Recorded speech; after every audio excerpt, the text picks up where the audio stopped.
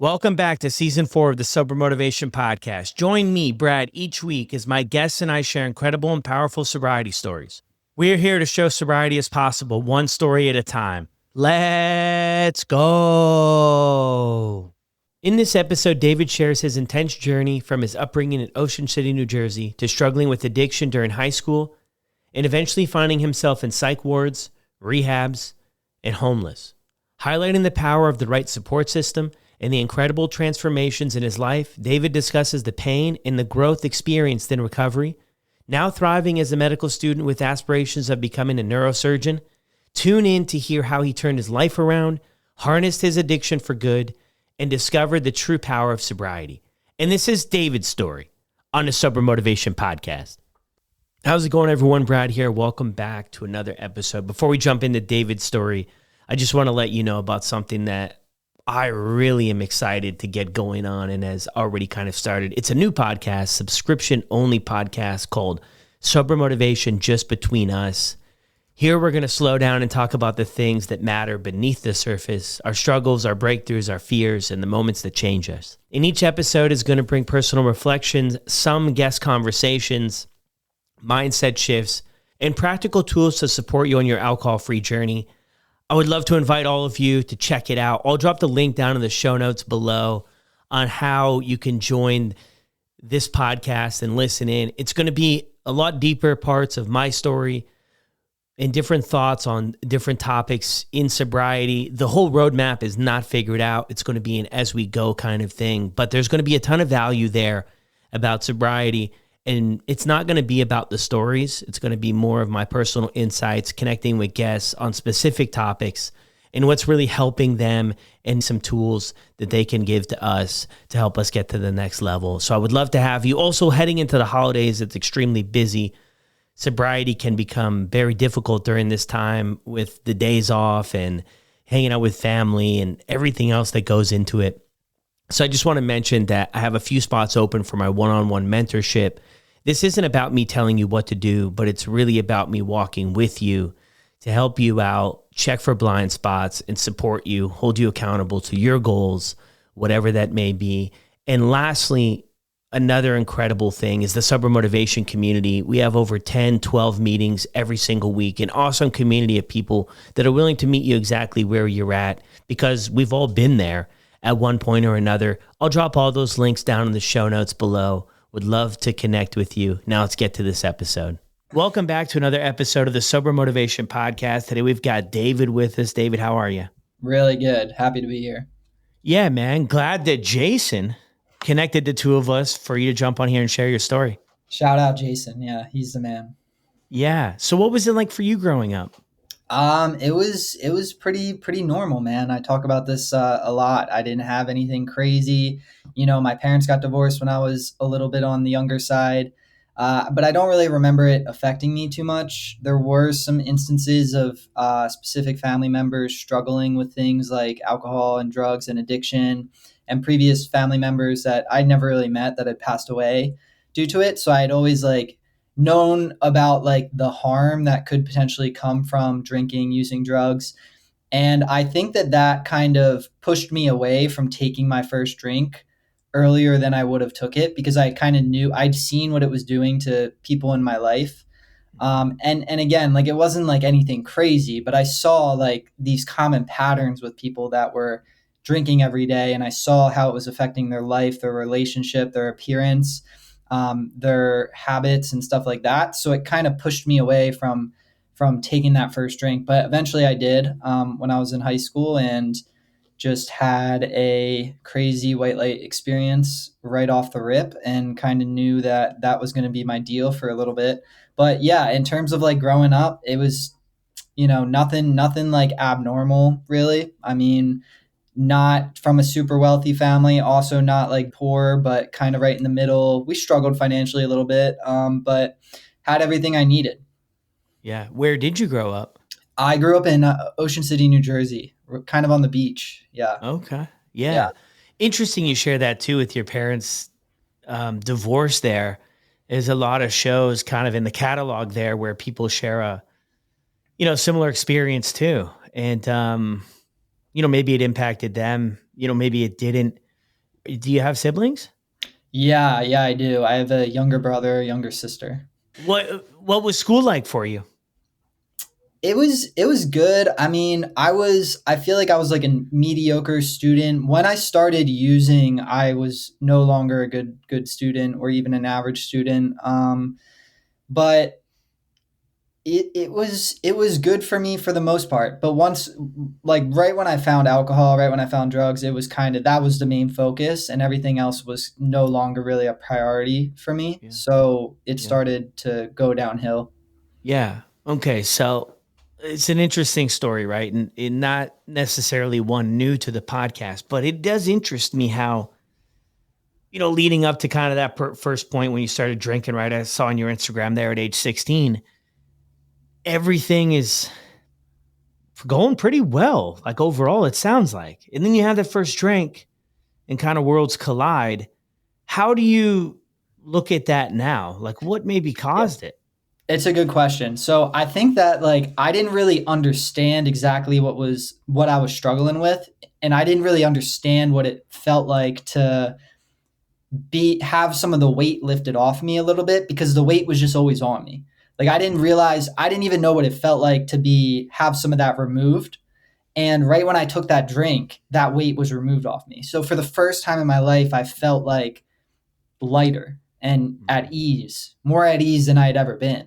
So, I think that I attribute it a lot to that. I mean, right, like I didn't even realize I was really struggling with a lot of stuff leading up to that drink. Like I just thought this is what it is. And Yeah. then I took that drink and I experienced the ease and the comfort and the contentness and the liquid courage and the ability to socialize how I wanted to and not overthink everything. Mm. Right when I experienced that, I got accustomed to feeling at ease like that, and I wanted to feel at ease again and again and again and again. And every time I went back to feeling that way, and then I woke up the next morning sober, back to reality, the weight kept feeling heavier and heavier and heavier.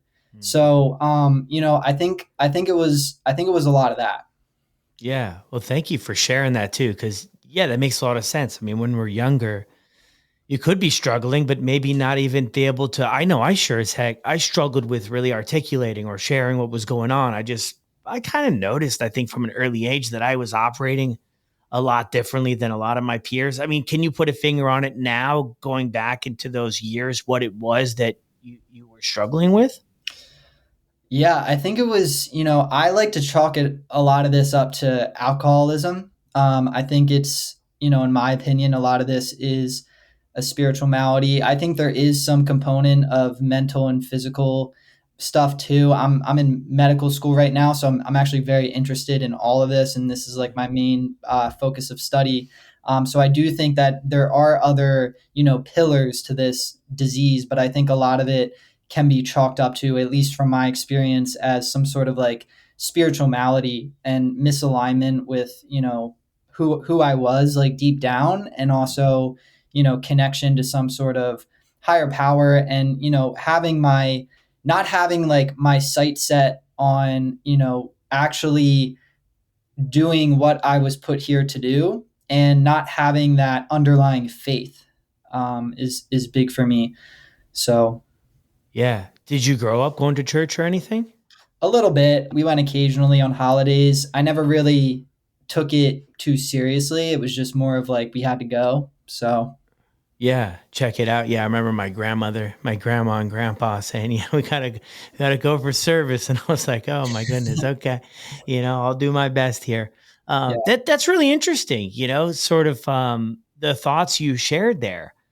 I think about some people when I first started drinking. The first time I drank, I shared the same experience or similar to what you had, right? It was everything just kind of slid away, man. All the insecurities, the low self esteem, the not fitting in, the ADHD that I was struggling with and had been medicated for a long time. And it was just like, man, all of that stuff was gone, and people wanted to hang out with me, and it was funny. I think they were laughing at me, but I still, I found my place, right? I felt like I had found community and all this stuff I had been aimlessly searching for throughout high school in my earlier sort of years, right? And it all kind of slid away. And it was like, this kind of makes sense. But then I go back to thinking about a lot of other people who I would hang out with that drank as well. And man, they didn't, I don't know. They sure as heck didn't seem like they enjoyed it as much as I did. Like a lot of people would maybe save it for the weekends or maybe once a month. And I kind of wrestled with that, to be honest with you, for some time. Like what up until that point in my life made that first experience so much different for me than it did for everybody else? Yeah, I agree with that. I also have the experience of always wanting to take it to the next level and continue to do more and more and more when other people around me didn't share that exact mindset. And it would always kind of freak me out a little bit in the back of my mind. I'd be like, why do I experience like this need to continue doing this substance or to continue drinking or to want to drink on Monday night or to want to, get another bag of drugs, get another bag of whatever. And some of the buddies around me are just like, no, like I'm actually good on that. I never understood that. Like I never understood people like, yeah, I'm good. Like I'm just good with this. I was never good with anything. I could have had like an 8 ball and a 12 pack and a bottle of vodka and I still wasn't good, right? Like part of my high came from the thought that, oh, the dealer's on the way to the house. Like I got high off that thought. Do you know what I mean? Yeah. Like it wasn't even necessarily me getting high. It was me getting high on the idea that I can get more. Like Yeah. it was it was almost like a weird like control thing in a way. I don't know if you relate to that. Yeah. I mean, I think the prep, some people share about the preparation. I think it's like when, after a while I remember driving to the store to get alcohol, right? My mouth would start to water, like the anticipation of it Yeah. all, right? Like, Yeah. because the relief was around the corner. Like my brain was reacting to that about what was to show up. So you kind of get into it here at 16. I mean, even leading up to this, did you have any sort of behavioral stuff going on or anything else kind of leading up to that in high school that you would have kind of known? The only reason I asked that is I mean, I had things going on in my life ever since I could remember. I was seeing doctors, psychiatrists, therapists, counselors, learning centers, everything. And when I look back at it now, I was destined to find some relief that I could control. And you brought up the control aspect previously, right? And I think, I'm just throwing it out there. I don't know everybody's journey and everybody's story, but alcohol, drugs, they allow us to be in control of how we feel, how much we have. And in my world, it felt so out of control. Like I wasn't the one making decisions and everything else for so long. And now I say this now, looking back at the time, I had no idea. Like I just like to party. That's Right. what I told everybody. But was there anything sort of on the radar for you prior to this, to your first drink? No, not really. Like I definitely had certain things. I mean, if you like put me in front of like a psychiatrist or something, I'm sure they probably would have found something wrong. Yeah. But yeah, no, never really had anything like blatantly obvious. Mm. But I did develop a lot of things as I began using. And then as I would try to get sober and come off of drugs and stuff like that, I'd be diagnosed with like generalized anxiety disorder, depression, bipolar. They diagnosed me with like everything, which is Mm. another reason I wanted to come to med school because I think a lot of that process isn't necessarily handled correctly. I don't know if you've ever gone into detox or rehabs to try to get clean, but my experience with doing that at multiple different facilities is you go there and immediately they're trying to put you on pharmaceuticals. And I was on enough medication at one point in my recovery for a paranoid schizophrenic. So I was taking like handfuls of pills every morning. And I was symptomatically, I was like a paranoid schizophrenic, but I was detoxing off of like a 5-day bender of using crack cocaine and not sleeping. So like obviously, Yeah. I'm going to be I'm going to look symptomatically identical to somebody who has like schizophrenia. I don't think that, but that doesn't warrant me taking on this medication and falling asleep at noon. So if you go through my medical records, like you will see like me being diagnosed as this and that.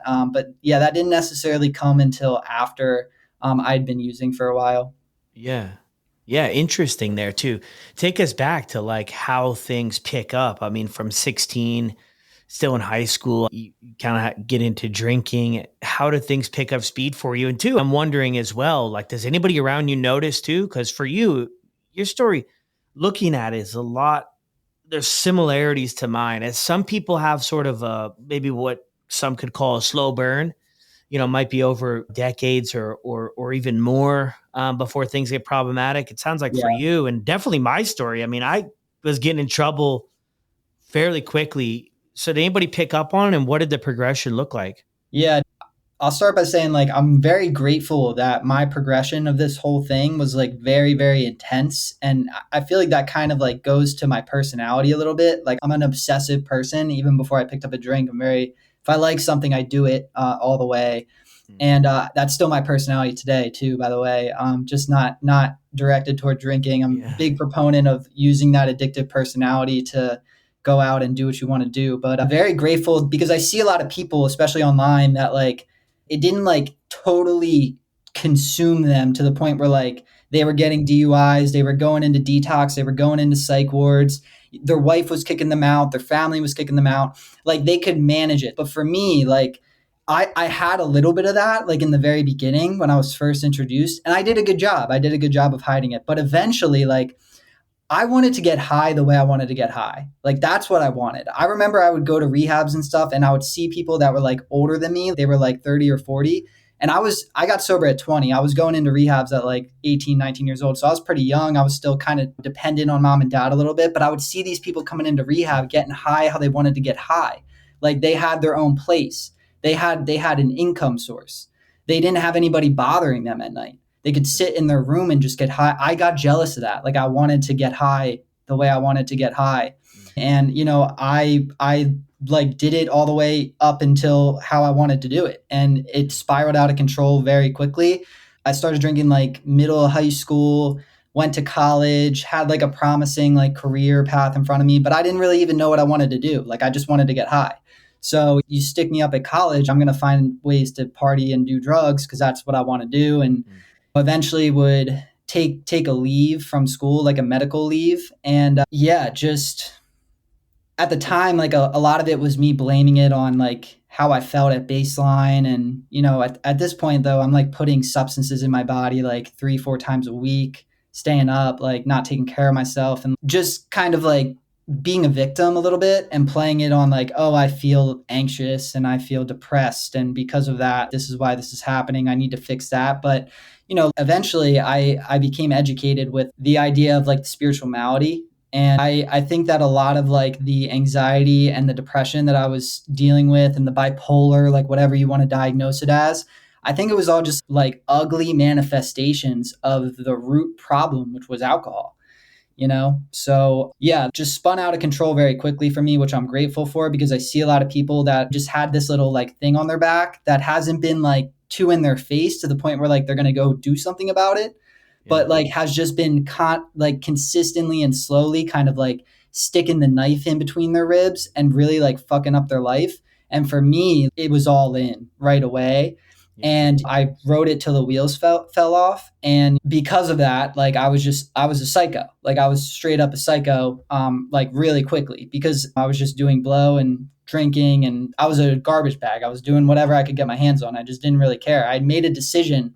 When I took that leave from college, that was a lot for me because then I was like, I don't know, like I guess I identified then as like a college dropout and I didn't really want to sit with that reality. And I made a decision to myself and I was like, I'm just going to get high the way I want to get high.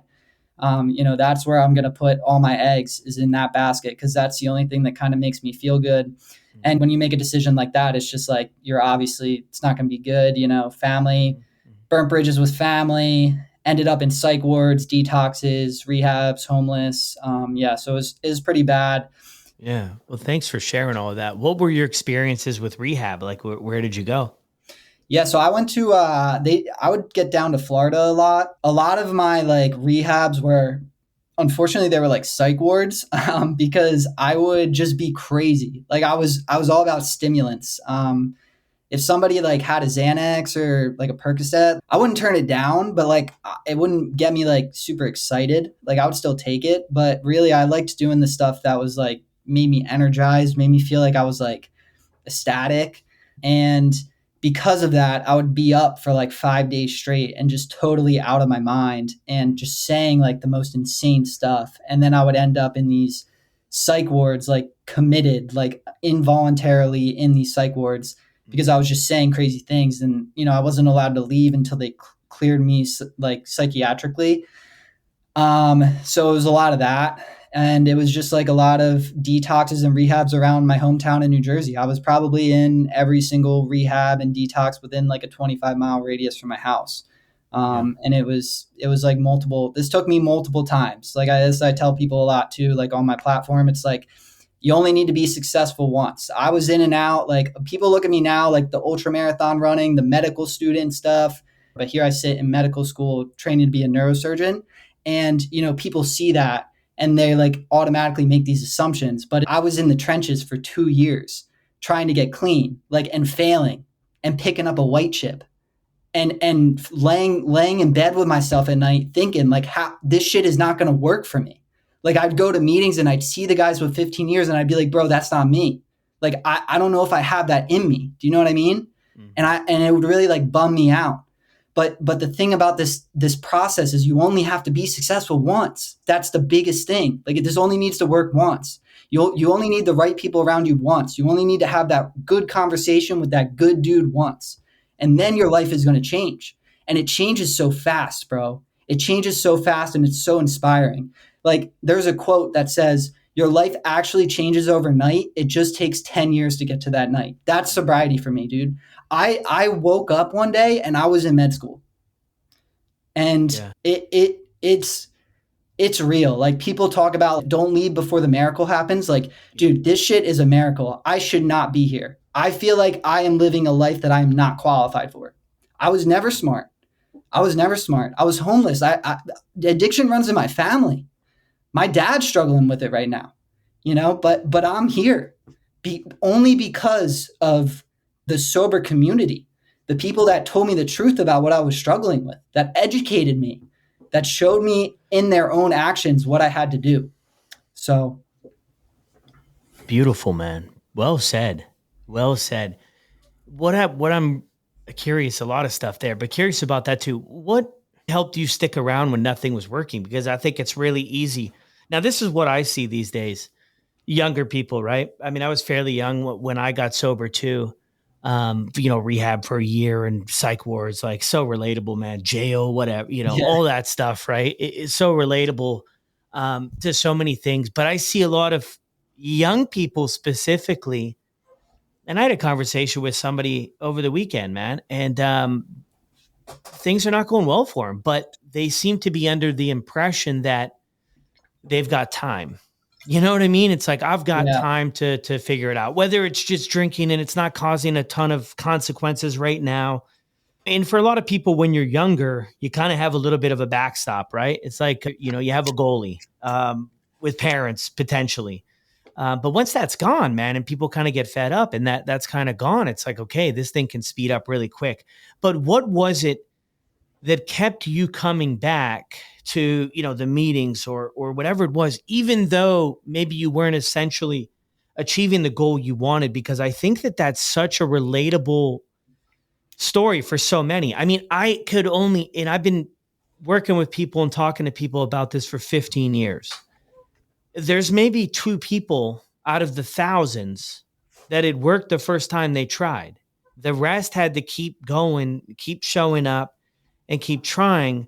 But that can also become extremely overwhelming because we sit back and think, well, Tom's figured it out. John's figured it out. So-and-so's figured it out. When's it going to be my turn? It can be a little bit defeating. But what kept you coming back to stuff? Yeah, so I think that's a good question. So I think that a lot of it was the other people around me, as much as it can seem discouraging when you see the guy in the back of the room with 15 years and you're like, oh, that just seems like such a long way to go. I found a lot of hope in those guys, because I saw it in their eyes. Like it wasn't even just like them saying they had 15 years. It was the way that they were acting. And it was the way that their facial expression looked on not only on Monday, but on Monday, Tuesday, Wednesday, Thursday, Friday. Like they were always excited. Like if you're going to like the right, we'll say 12 step. I mean, there's a lot of ways to get sober. I went to 12 step, dude. And if you're going to the right 12 step meetings, there's going to be guys there that they're just happy to be here. They're excited. You can see it in their eyes. It radiates off of their skin. You don't even need to talk to them. You know, you don't even need to sit next to them. You can see it. And by the grace of God, I was surrounded by people like that. And, you know, as discouraging as it sometimes is when you're the guy with 30 days or can't even get 30 days and keep slipping up. But like these guys, like they weren't arrogant about it. Like they weren't like, they didn't hold it over my head. They didn't tell me to like, shut up. You know, they were like open about it. They wanted to share their experience with me. They wanted to instill the hope in me. They understood that I was going to be the next generation doing the same thing for the kid like me coming in like 20 years, you know, when they were gone. So I think a lot of it was that, you know, there was also the component of I was in a long-term structured living when I got sober. So it was all around me, bro. Like I was enveloped in this, going to a ton of meetings. I lived with people that were sober. The house I was at was intense. We were holding each other accountable. We were always talking about recovery. We were always like trying to really like get this thing down. And, you know, it's interesting too, the thing that you say about time, that like piques my interest, especially because my big thing online is like, I really want to reach out to the younger generation. I think it's very hard to get sober when you're young. I got sober when I was 20 and I see a lot of people struggling with that. And the thing about having time, like I would tell that person, I'd be like, true, you do have time.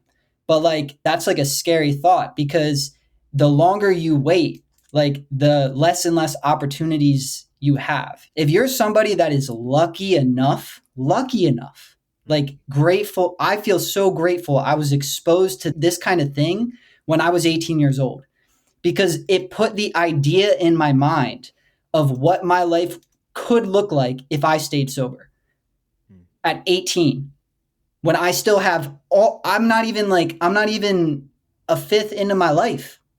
I have all this time to just let sobriety iterate. That's the thing about sobriety. It iterates. There's no like finish line to this.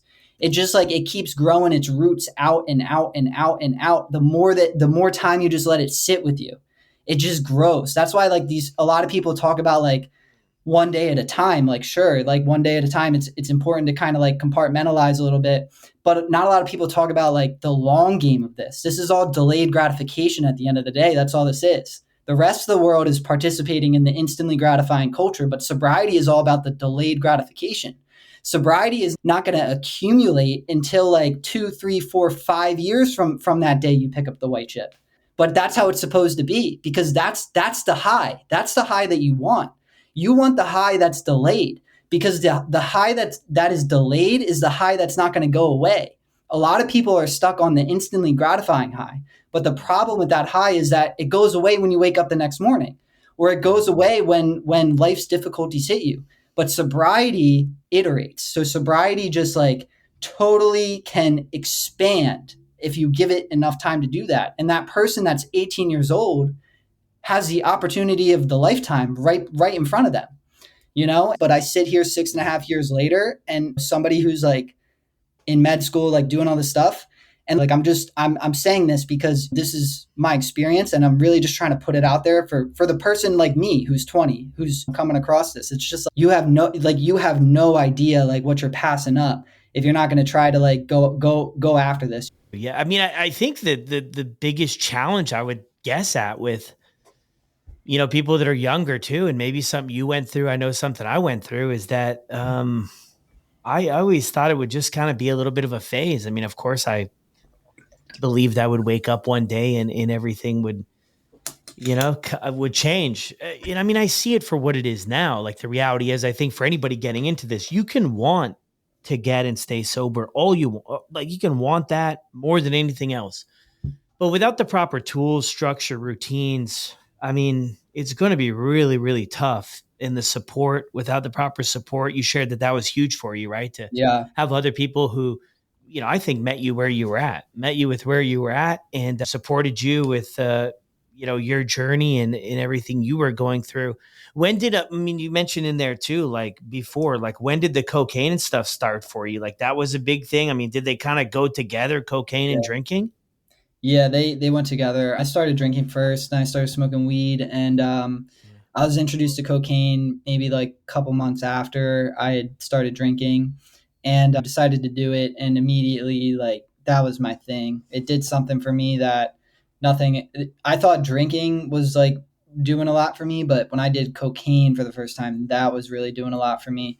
And that was my thing. And, I would drink with it. It would kind of like evened you out, which was fun. I had a time too, but I don't know that I put that much thought into it. I had a streak too of doing cocaine. When I look back on that, that might have been like some of the, I don't know, man, the darkest times. I just remember going to bars. I remember just always being in, the memories are not like as clear as maybe they could be, but just sneaking off to the bathroom. I mean, I lost a few jobs. I mean, I had a few jobs working shift and have to go and do that. But yeah, that was a dark time, man, for me. Obviously, the money spent, staying up all night, seeing the sunrise, hearing the Oh, bird. That was like the the most birds, depressing thing. Hearing the birds, birds bro. start chirping, and I was like, oh, and I would Um, reflect in those moments, right? I would say, oh man, I promised myself, right, tonight.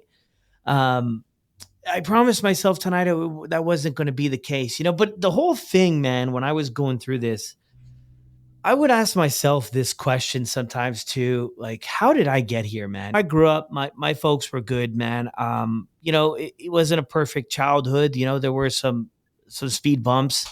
But overall, I would say, I had a pretty good shot at doing well. Family loved me and I was plugged into sports. I was never really good at school. I had a lot of stuff going on, but I still very privileged in the opportunities that I had. And I couldn't help myself but reflect back at some of those darkest moments. Like how did I, how in the heck did I end up here? Did you ever have those thoughts or no? like, how did I end up here in terms of getting high Substance, yeah, every like day? Or, substance use or just like how my life had kind of, how I was living life. yeah, a little bit. I think I was kind of astounded by like the craziness of it all, but I didn't care. Like I didn't care at the time. Mm, I knew that that was what I wanted to do and I was ready to literally take it to the end. Like that was my thing. Like it had been such a profound experience for me from the first time I picked up to the point where I just wasn't even thinking about it, And I think I'd more so have those thoughts sometimes when I would like wake up in the psych ward, waking up in the psych ward yeah, the day after you've been on a 5-day bender and just being like, oh, like I can't believe I'm back in here. Like yeah, I hated going to psych wards. That was like my demise. yeah, And I'd always promise myself like I'm not coming back here. Like I'm not yeah, coming back here. Like anybody who's ever been in one of those, they know like the paper scrubs you had on, like none of the doors have locks on them. Everything's like fucking screwed to the ground so you can't like freak out and throw it at one of the staff members. yeah, yeah, And I hated it. And I always would be like, I never come back to this place. Like I yeah, promised myself, and I'd end up back in the place. yeah. And How did that? Like, how did you end up there? Was it the police that intervened? Was it parents? Was it a friend? Was it you? yeah, it was parents. It was people calling the police on me, Yeah, and then me being like just suicidal and just saying crazy stuff. And some of it too was like detoxes not having beds, and then you go to a psych ward to kind of keep you there until you go to rehab. And yeah. yeah. It all happened pretty quick for you too, man. Which you shared earlier too, which I wanted to highlight too. I don't know if it was grateful that it all kind of picked up speed the way it did or something like that, but that you could get to that point to maybe provide you some clarity to where this was all headed or kind of force you or push you in the direction of seeing what recovery or what sobriety was all about. And like you mentioned there, the flip side of the coin, which we see a lot too, is it not going all the way there, right? You kind of use that quote unquote functional word, right? Where things Yeah. like the wheels are not falling off for a time. And I think the reality is for some people too, the wheels might never fall off. Right. I mean, Yeah. that can kind of be a thing to where at the end of somebody's life or whatever there it could have been maybe looking back at sort of this maybe a 50% of what they could have really put out there too, which is like, man, that's kind of scary. But the fact that it all happens kind of quick for you when you reflect back on this sort of this chapter in your life, I always think about, for me, I never really liked who I was. That was one thing. I never liked Mhm. what I saw in the mirror, but, when I was using, drinking, whatever, and even before. And then I feel like once I got started, it just became normal. I normalized. I surrounded myself with people who accepted it. Nobody really said any different. If they did, I would just kind of move on. Um, what was it like for you? I mean, what was it when you sobered up? What came to your mind that was like, okay, I've got to, kind of get out of this place? Yeah, it was tough, man. Like my first year, almost 2 years of actually being sober was arguably even harder than my years of active addiction.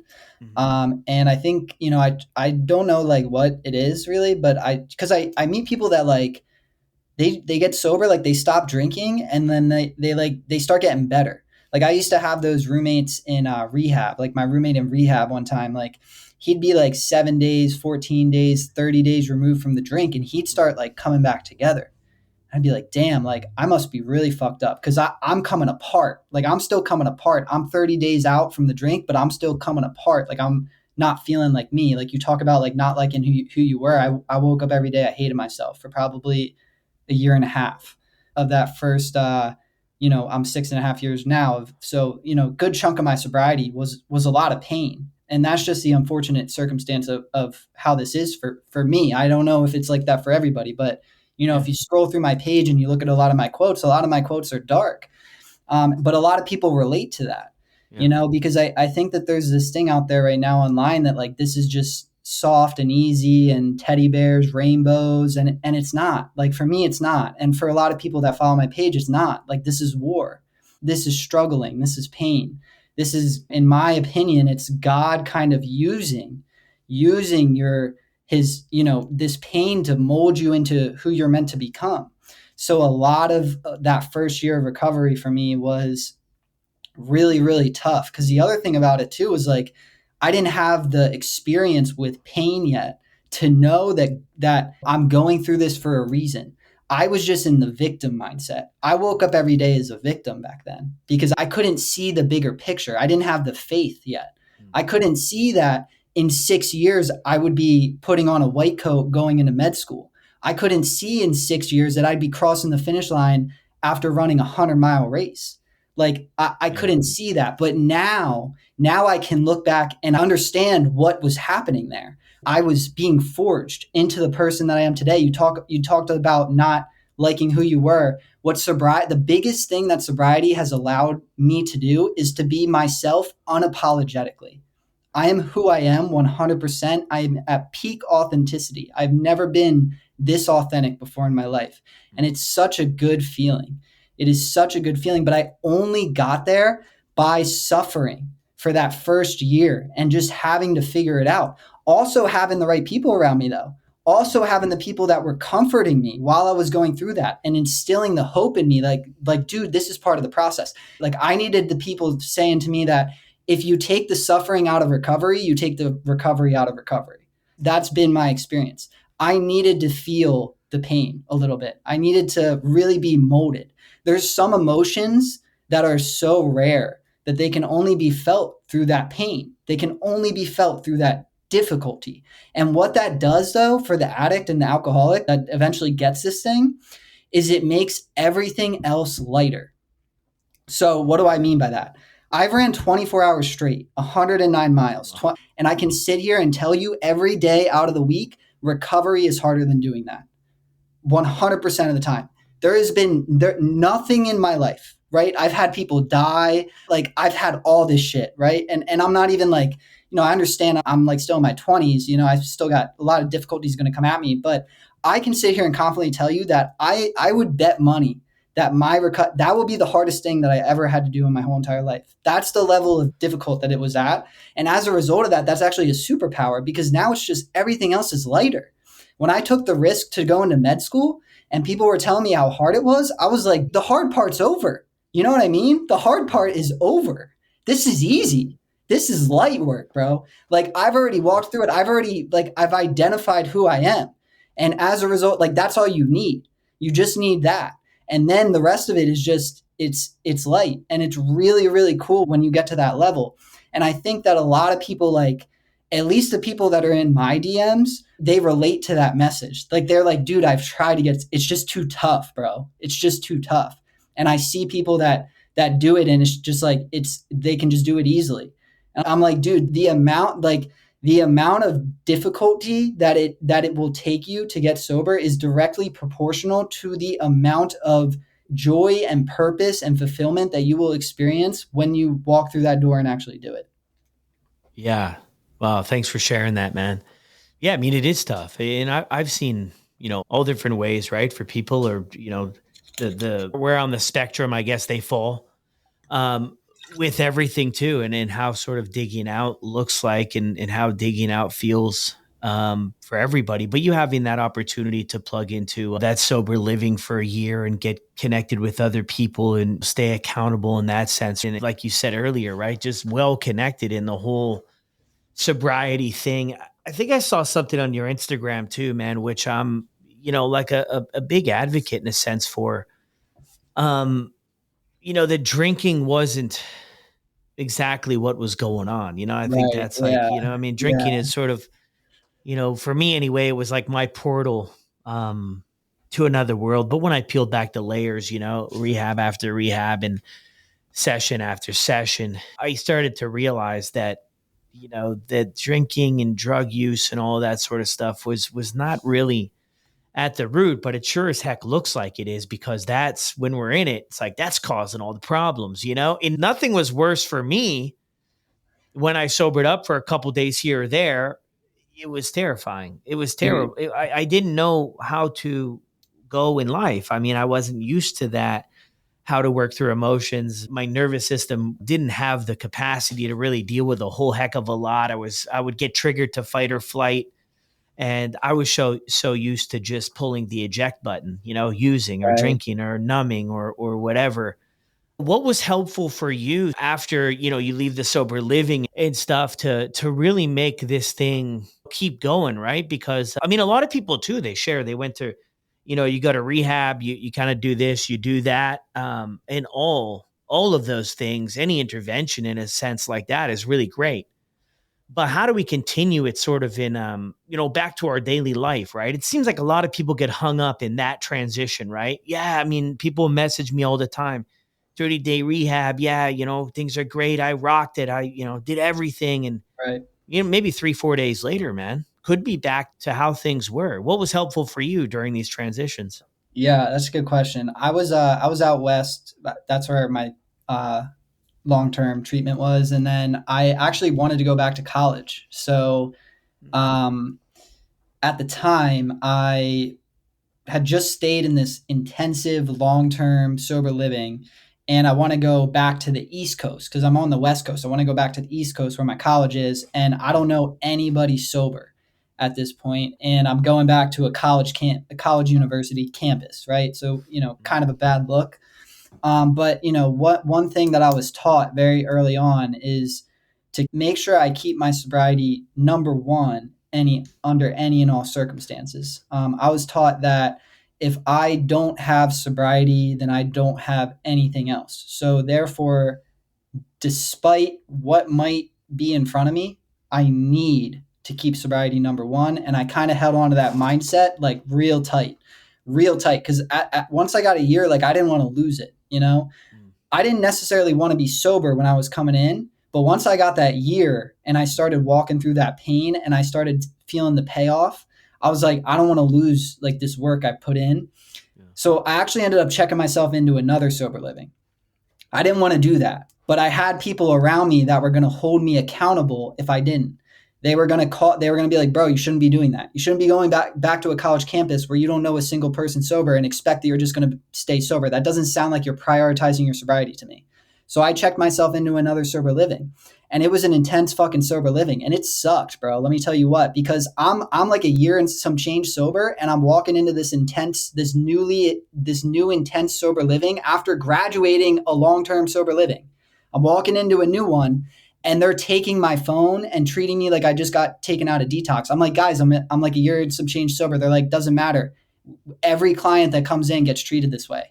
You're on blackout for 30 days. You can't leave the house without a person that's like without an elder member in the house with you. I'm going to college classes. They took my cell phone. I don't even have a cell phone. I'm a college student in a nursing program. I'm writing down my roommates or my classmates' phone numbers so that if I have questions on the homework, I can go to the house phone later that night and call them from like a house telephone and be like, hey, it's David, I Yeah. need help with this. And like that might sound crazy to some people, but like that's the mindset. We're talking about like drinking being the symptom, right? Drinking not really being the root cause.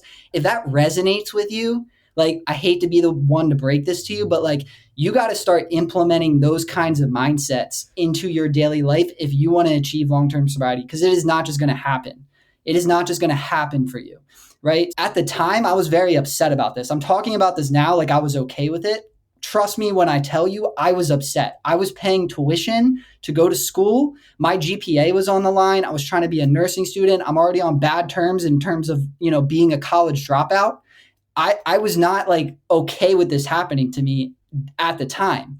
But as I look back, I'm like, that was necessary because it taught me a valuable lesson that sobriety was more important than my academic performance at school at that time. Sobriety was more important than me looking like an idiot because I didn't have a cell phone and having to ask people for their cell phone numbers and write them down on a notepad so I could go use the house phone from 1920 to give them a call later that day. That's the kind of mindset, because it's not just going to work itself out, right? So I had that mindset. And there were other things too that I was taught at this long-term recovery house I was at, like journaling. And this is a huge thing. Like if I have a medical school test and I don't study for my test, I am not going to pass. No way. I need to spend a decent chunk of hours preparing for my test so I can pass, right? So here's the thing, like about like the world right now, like people study for a lot of things, right? Like people study for school, people study for business, people study how to grow a social media account. They're on YouTube trying to figure it out, but nobody really studies themselves, right? So this is where the journal comes into play. Like journaling is huge for me, man. You need to study yourself. You need to study your problems. You need to study how you feel. You need to study your emotions. You need to write this stuff down. This stuff is allowing you to study what you're really dealing with here. And as a result, I've been doing that for like 6 years. And as a result, I have a pretty good idea of exactly like what I want to do in my life, like who I am. I talk about like this peak authenticity. A lot of that was built off of journaling every single day, taking everything I was struggling with and bringing it to the journal. Because when you write it down, you hear it back in a second language. You're studying. So this isn't just, alcohol isn't our problem like we're talking about. Alcohol and drugs aren't our problem. It's deeper than that. So, it takes a specific, and I could talk all day. I'm going to stop there, but there's a lot of these tools that I use every single day that I've been using for years. Yeah. Well, yeah, it's about being intentional. It's about being intentional and putting forth the effort too, to make this a sustainable thing, right? For sobriety. Getting sober was never really my big obstacle. Staying sober was. Yes. I could get sober, right? When the bank account dried up, when I was in jail, when I was in the hospital, when I was here. But staying sober was the big time obstacle. Very relatable too. When I first sobered up, I had no interest in getting sober. I wanted the problems and consequences to stop. Shortly thereafter, I realized, hey, let me connect the dots here. My substance use is part of the problems. It's all intertwined. So if I wanted to stop the problems, then the substance use would have to go. But I sure bit a lot of the same experience you had, man. It was really difficult because I didn't know who I was. So I had like this identity crisis. Plus, I dug myself an extremely deep hole. My grandmother's 80th birthday party, we just celebrated it yesterday, and I shared it in the sober motivation community. My grandparents saved my ass. At the end of things, I called them out of the blue, and I said I need help. And she was 65 at the time. Yeah. My grandfather was even older, and they lived in Canada. I lived in North Carolina. They drove down the next day. They picked me up in Carolina and brought me to my last detox in Florida. And for a long time, I felt guilty about that because they swiped 3 credit cards to the max. I didn't have any health insurance. Like I was sleeping on my brother's floor. And at that point in time, right? Yeah, I had to do whatever I took. And it was so interesting, man. You talked about sort of the pain. I remember they kind of presented me with 2 options. I was really heavy into opiates, heroin at the time, Xanax, drinking, everything, and methadone, whatever I could get out of my reality with. Yeah. And they had two options, man. They had like sort of this medical thing where you'd go into a hospital, you'd pay like 30 grand, and they would like put you to sleep and rapidly detox you. But it was like painless and whatever. And or they had, the traditional detox with medical support and Suboxone, whatever. And I was like, I want to do the other one because I want to remember it in some weird way. I don't Mm. want an easy way out of this. When I think in life, Yeah.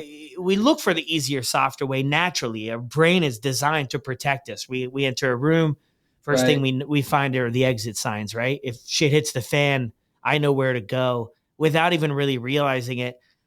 But kind of putting ourselves in that uncomfortable spot provides a massive opportunity to grow. Massive opportunity to grow when there's kind of no way out. The wiggle room is slim. There's always a way out. There's always a choice.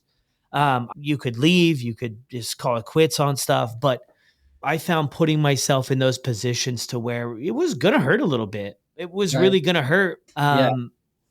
Is something that helped me build a solid foundation to where, implementing those other, a lot of the other stuff you talked about too, about, how is this whole thing going to work and what am I going to do differently? Realizing too that uh, my life wasn't going to change with a snap of fingers. I had been through so many interventions in like a 5, 6 year, 7 year, 8 year span that I think I finally had the clarity that dude, this was going to be hard work, and it was a lot of it was going to suck. My bank account was in negative, and I had no direction or no idea of where I was going, and it was all rough. But I just knew one thing, man. I had this early mentor I talk about sometimes on the podcast, this buddy Andy of mine, and I always knew it would get better, man. I didn't believe it all the time, but I always knew if I just put one foot in front of the other, it looked really bad at times. I had absolutely no idea where I was headed, but I just knew that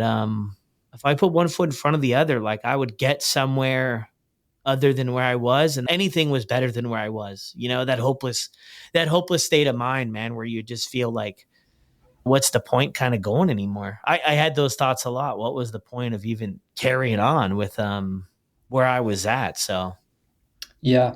Yeah. I relate to everything that you said. And, at the time it's like I didn't realize why I needed to go through the pain. It bugged me a lot because I didn't get it. And I was in like that victim mindset a little bit with it. And now I look for situations where that kind of resurfaces, like the ultra marathons. The journey of completing an ultra marathon is so similar to the journey of getting sober.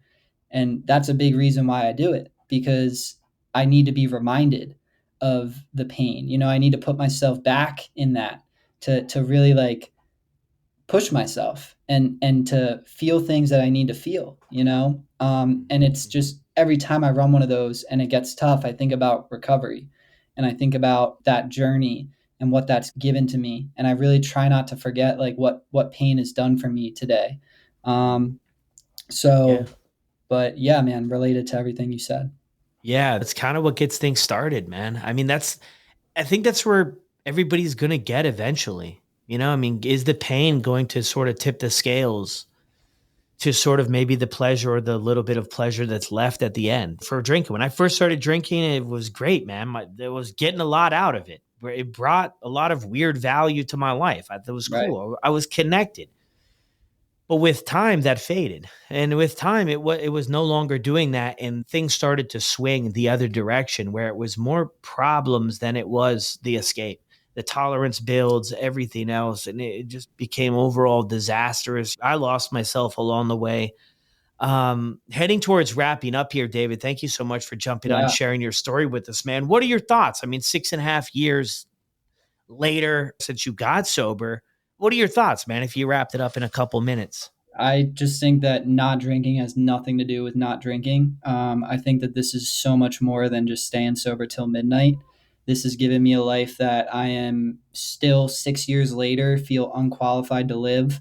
I get to walk into this big, giant hospital every day and learn about the human body, learn about addiction. I get to connect with people like you. And, this isn't necessarily what I thought that I wanted or what I thought that I needed, but Mm. this has done so much more for me. We're talking about the pain and we're talking about the struggles of getting to this point. And don't get me wrong, there's still things in my life that I'm still dealing with that still bring up pain in my life. But like the thing about like pain and the thing about sobriety is it always does more for you than you do for it. It just takes a little bit of time to get there. So yeah, I am definitely like super grateful for this. Mm. I can talk about it forever. It's brought so much good into my life. Not even just me, but my family is directly affected by this. And, they see the change and they see what this has done for me, and bringing God into my life and all that is a big part of my story as well. And I'm very grateful to be able to, share this kind of message and to live a sober life. Yeah, beautiful, man. One last thing for you. What's something you know now that you feel might have helped you out back then? That I was sitting on a gold mine of a brain. I just needed to figure out how to use it. The alcoholic brain, in my opinion, is one of the most powerful things that was ever created. You have the ability to obsess, to feel deeply, to sacrifice for what you truly feel needs to be done. If you can figure out how to wield your addictive personality in a way that doesn't serve you, and this is the key here, but serves the world, you will live a life of purpose and fulfillment and joy and of inner contentness. There's a lot of negative things that get said to you when you're first coming into treatment, first trying to get sober, about your condition and your addictiveness and your upset. The word obsession was thrown at me a lot too, like that. Even before I started drinking, that was like I was always obsessed with stuff, and that was always like had like this negative connotation to it. Yeah. But nobody ever really like told me that this was actually going to be such a great thing, and this was going to turn into my greatest asset. Yeah. So switching things over to, giving back and helping others, using that locked in mode Yeah. Yeah. to make it happen. Very relatable, man. I'm like that with everything, dude. Locked in, Mhm. man. Just stay focused. But Yeah. yeah, it's tough, man, because you get a lot of feedback. At least I did over the years, man. Never did. I honestly couldn't even remember if I ever passed a test in my entire life, dude. Dude, Like that's like the truth. I mean, I remember I walked out of exams in high school to play basketball. That was more important. I mean, right. impulsively, that was more important to connect with my buddies to play basketball than to finish an exam, and penciling all this stuff.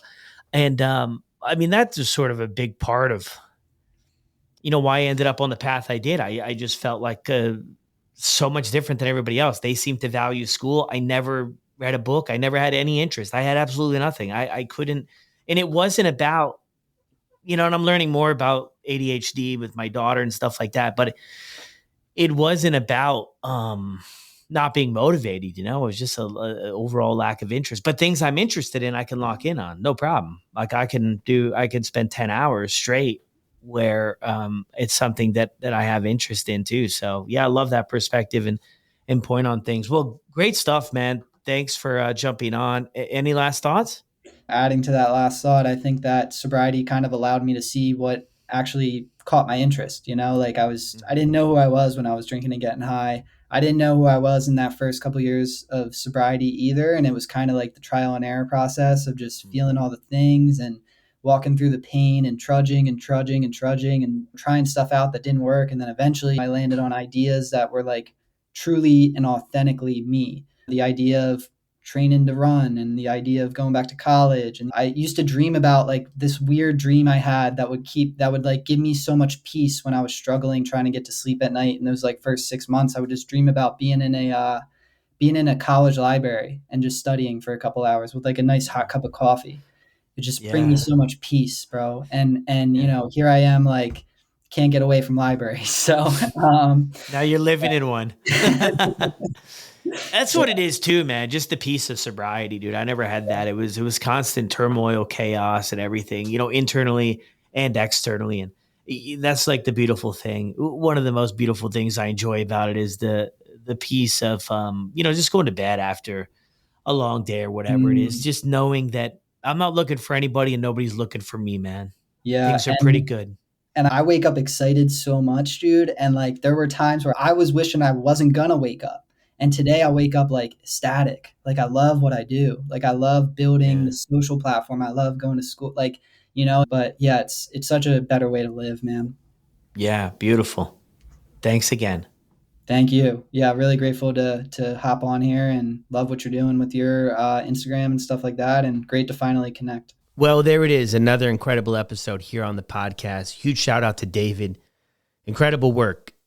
Comes such a long way from how things used to be. I'll drop David's Instagram contact down in the show notes below. And if you haven't left a review on Apple or Spotify, I really have no idea what you're waiting for.